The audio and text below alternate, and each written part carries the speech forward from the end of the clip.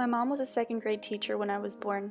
From birth to pre-K, she would always read me books before bed. Some examples were Bible stories, The Runaway Bunny, and Goodnight Moon. My mom taught me about reading through modeling during story times and bedtime. I learned book handling and increased my vocabulary through listening to her read. When I entered kindergarten, I didn't struggle much in reading, but I didn't excel either. I was on level for my age.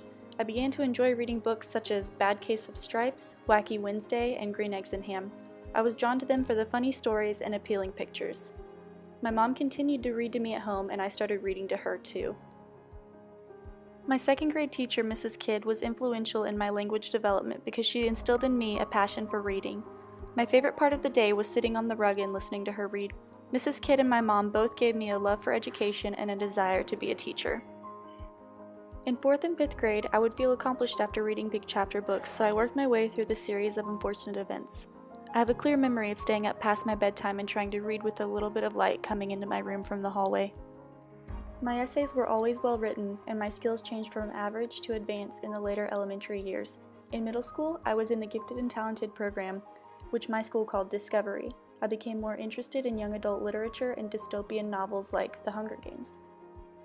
In high school, I was involved in more extracurricular activities and didn't have as much time to read. I would read on the bus on the way to football games and whatever was assigned for classes. I became more of a math person because I love clear answers and formulas, but I still took anything that was offered in advanced placement, including AP Language and Compositions and AP Literature. My favorite time and place to read a good book was in the summers on the lake.